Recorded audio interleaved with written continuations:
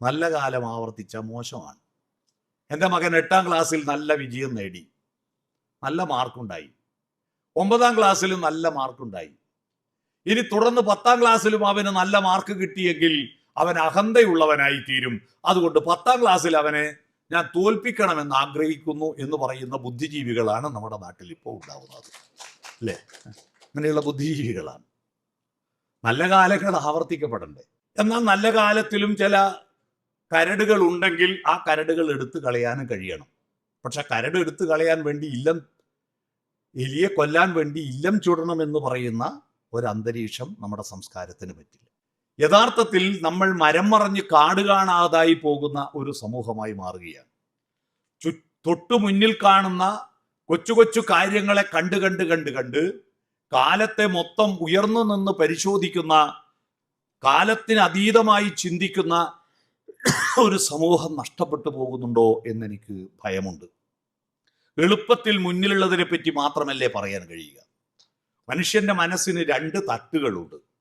ഒന്ന്, മൃഗങ്ങളിലൂടെ കോടാനുകോടി വർഷത്തെ ഈ ഭൂമിയിലുള്ള അതിജീവനത്തിലൂടെ വന്നിരിക്കുന്ന, നമുക്ക് സിമ്പിളായി കൈകാര്യം ചെയ്യുന്ന ഒരു സിസ്റ്റം 1 ബുദ്ധിയുണ്ട് നമുക്ക്.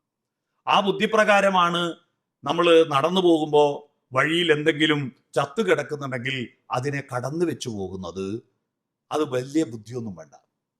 4ഉം 3ഉം എത്രയാണെന്ന് കൂട്ടാൻ പറഞ്ഞാൽ പെട്ടെന്ന് 7 എന്ന് ഉത്തരം പറയാൻ സിസ്റ്റം 1 ബുദ്ധിയാണ് നമുക്ക് വേണ്ടത്.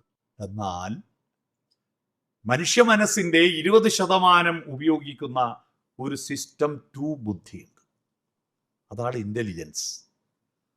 ആ സിസ്റ്റം 2 ബുദ്ധിയിൽ നിന്ന് രക്ഷപ്പെടാൻ മനസ്സെപ്പോഴും പരിശ്രമിക്കും. മനസ്സിന്റെ പ്രത്യേകത സങ്കീർണതയിൽ നിന്ന് ലാളിത്യത്തിലേക്ക് പോകാൻ വേണ്ടി പരിശ്രമിക്കും.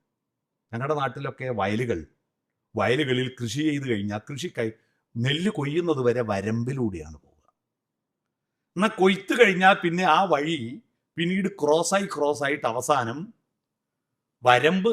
എൽ ഷേപ്പിലുള്ള വരമ്പിലുള്ള യാത്ര പോയിട്ട് മധ്യത്തിലൂടെ ക്രോസായിട്ട് പിടിക്കുന്നത് നമ്മുടെ സ്വാഭാവികമായ ഒരു പ്രകൃതി നിയമമാണ്.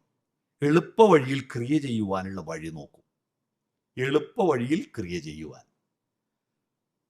അങ്ങനെ എളുപ്പ വഴിയിൽ ക്രിയ ചെയ്യാൻ നോക്കിയിട്ട് എൻ്റെ കൂടെ പഠിക്കുന്ന ഒരു വിദ്യാർത്ഥി ചെയ്തൊരു എളുപ്പ വഴി, ഞങ്ങൾ 6ാം ക്ലാസ്സിൽ 7ാം ക്ലാസ്സിൽ ഒരു കണക്കുണ്ടായിരുന്നു, എളുപ്പ വഴിയിൽ ക്രിയ ചെയ്യുക.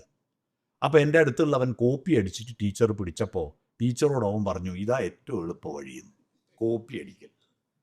അതുപോലെ എളുപ്പവഴികൾ അന്വേഷിക്കുന്ന മനുഷ്യൻ ഇപ്പോൾ കോപ്പി അടിച്ചുകൊണ്ടിരിക്കുകയാണ്. എന്താണത്?